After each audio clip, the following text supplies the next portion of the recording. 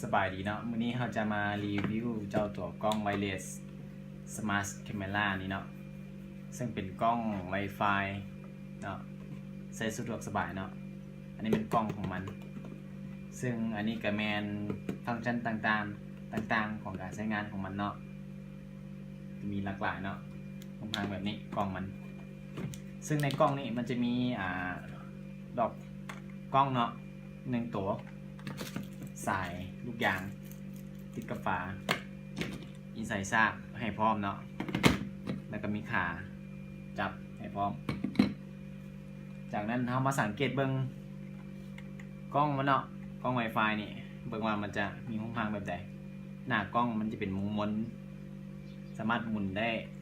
360องศาเนาะตัวนี้หมุนขึ้นเทิงก็ได้90เนาะเรามาเบิ้งข้างหลังมันจะมี1แมนเสารับสัญญาณมี2อันที่2แมนสายแลนห้องรับสายแลนอันที่3แมนห้องรับmemory card เนาะสามารถอัพได้ถึง64 GB เนาะตัวนี้เนาะอันที่4แมนหูUSB ใส่สร้างนั่นแหละตัวนี้เนาะโอเคต่อไปแม่นเราจะมาเบิ่งวิธีการใช้ฟังก์ชันหรือว่าเบิ่งการใช้งานของเจ้าตัวกล้อง Wi-Fi ตัวนี้เนาะว่ามันจะใช้งานแบบไหนไปกันเลยโอเคขั้นตอนในวิดีโอเนาะเสียบสายสากนี่ใส่เสียบสายให้มันก่อน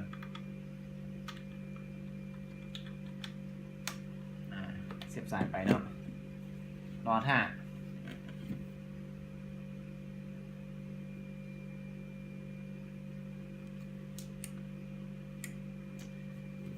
หลังจากที่เรารอท่าเนาะให้เปิดโทรศัพท์ขึ้นมาก่อนก็ได้ขออนุญาตใส่รหัสเนาะสำหรับกล้องตัวนี้มันใช้แอป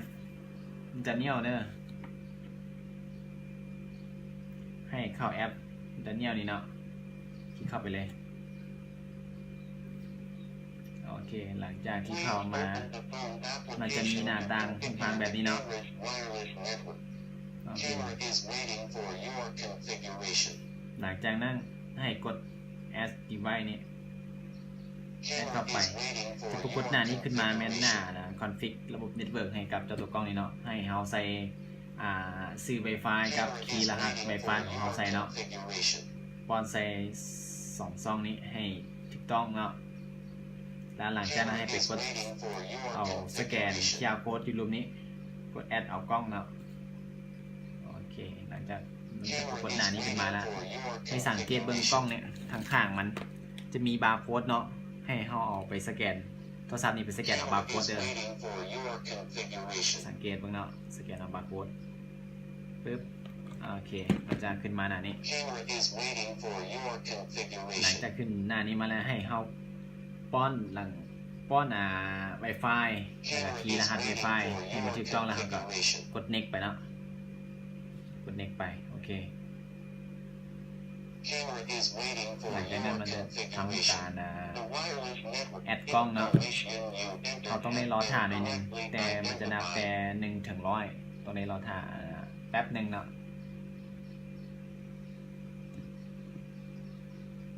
Connecting wireless network. Please wait for a while. Congratulations. The camera's wireless network is configured okay. Internet connected.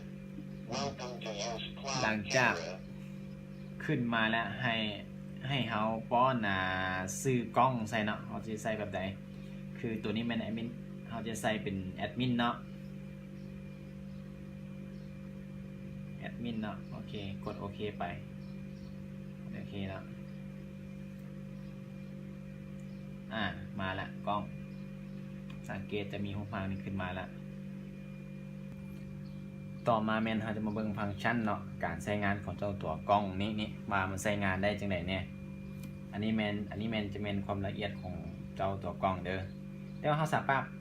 ามารถปรับมุมได้เนาะให้เป็นมุมยังไงสิก็ได้เดี๋ยวมากันเลย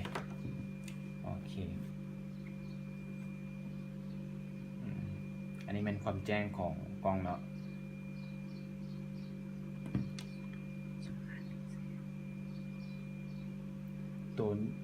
ตัวนี้เห็นการใช้ฟังก์ชันหลักๆของมันแมนสามารถฟังเสียงได้เนาะฟังเสียงได้สามารถอัดเสียงได้ด้วยกันอันที่หนึ่งเป็นด้วยการเปิดเสียงนี้ก่อน audio ชวนโลสังเกตมันจะมีเสียงอยู่นะโทรศัพท์เนาะมันจะได้ยินหรือว่าเราสามารถเว้าก็ได้ด้วยการกดโลเห็นบ่ว่ามันจะเว้าผ่านเจ้าตัวกล้องเนาะแต่อันนี้มันอยู่ใกล้กันมันให้ได้มันเสียงมีการสะท้อนเนาะเดี๋ยวจะปิดไปก่อนตัวนี้อันนี้ก็เป็นวิธีหนึ่งในการฟังเสียงเนาะอันที่สองมาสามารถบันทึกภาพได้ในการกดถ่ายภาพเนาะกดยินยอม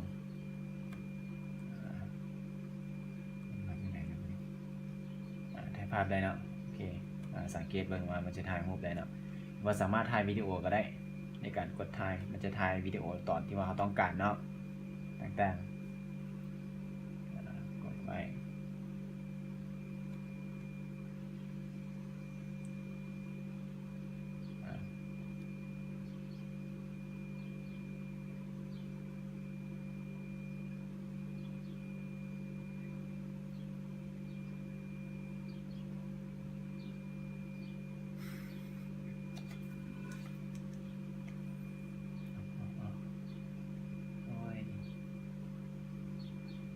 โทรศัพท์ค้างแอป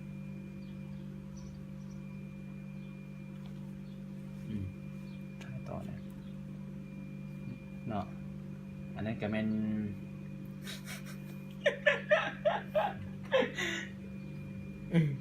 โอเคอันนั้นก็แม่นวิธีการโอ้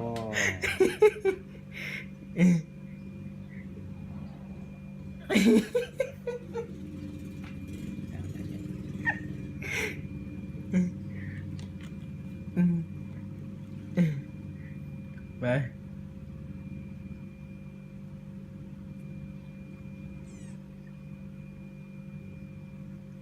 โอเคนั่นก็แม่นวิธีการหนึ่งเนาะอันที่สองมาแม่นเราจะไปเบิ่งวิธีการเบิ่งข้อมูลย้อนหลังเนาะว่ามันมีวิธีจังไหนแน่อย่าบ่ยากเนาะให้กดที่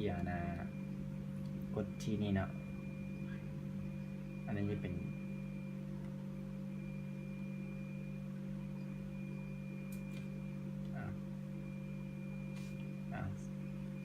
กลับก่อนไหมอยู่ลุมคนนี้ตัวนี้เนาะมันคือเอามาสลับซับซ้อนใช่ปะตัวนี้เนาะวิธีการเบิ่งย้อนหลังเนาะให้กดGY course นี้โอเคเห็นปะมันจะเบิ่งเวลาย้อนหลังว่าเวลาจากโมงแต่อยู่นี่เฮาหากาบันทึกเนาะมันจะมีแต่หน่อยเดียวนะวิธีการเบิ่งย้อนหลังเบิ่งง่ายอันนี้ก็เป็นวันที่เนี่ยเบิ่งวันที่26 25ก็ตามลงมาเนาะแต่ตัวนี้เฮาหากับบันทึกมันก็ยังบ่มีหลายเทื่อเนาะต่อไปเฮาก็จะมาเบิ่งวิธีการปรับโหมดแจ้งเตือนเนาะว่ามันจะเฮ็ดหยังแน่ๆเวลาสมมุติมีคนผ่านกล้องเนาะมันก็จะแจ้งเตือนให้เฮาสามารถรู้ได้ว่ามีคนหรือว่ามีโจรเข้าบ้านบ่จังซี่นะเราจะมาเบิ่งกันเลยเนาะแรกๆก็เข้ากล้องไปก่อนให้กด3จำนี้โอ้ยบ่ถือ มาอยู่ใต้ข่าว ต่อมาจะมาเบิ่งวิธีการเปิดนำใช้ฟังก์ชันเนาะการแจ้งเตือนหรือว่าแจ้งเตือนภัยเนาะเวลามีคนขึ้นบ้านต่างๆสิมันก็จะแจ้งเตือนให้เรารู้เนาะว่ามีคนกำลังเฮ็ดหยังอยู่เนาะเราจะมาเบิ่งกันเลยเนาะให้เข้าไปที่การตั้งค่าเด้อแต่รูปทรงการตั้งค่านี่เนาะที่เข้าไปเนาะหลังจากนั้นให้เรามาที่ security setting security setting เนาะ modulation นี้ detection นี้ให้เปิดเนาะให้เปิดเป็น high เด้อเป็นระบบสูงเนาะตัวรูปนี้ก็เปิดให้กันคือกัน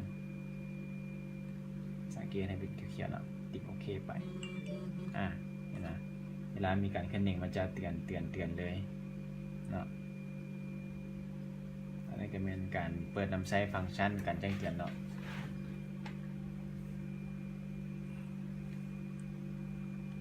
โอเคต่อมาแม่นเราจะมาเบิ่งว่ากล้องสามารถหมุนได้จังได๋เนาะสามารถหมุนผ่านมือผ่านโทรศัพท์นี่เลยสังเกตเนาะ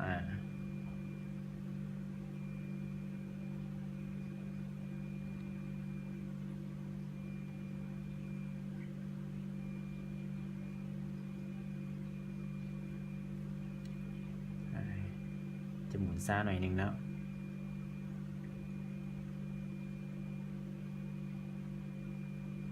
หมุนลง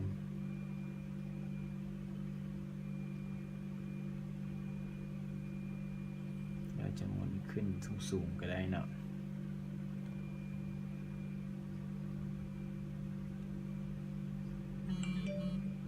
บอกมีการ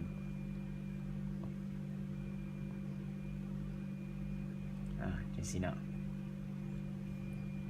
หมุนกลับคืนมา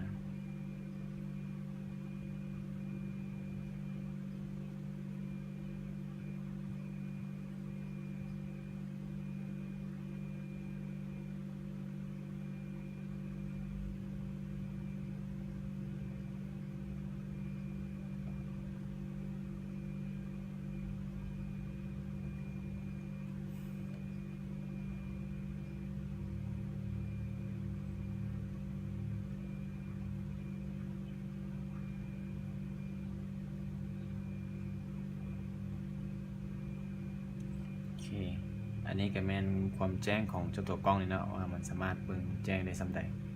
เนาะโอเคสำหรับคลิปวิดีโอนี้เฮาก็จะมาสอนเพียงเท่านี้เนาะฝากกดไลค์กดติดตามให้เด้อเพื่อรับชมคลิปต่อๆไปเนาะโอเคขอบ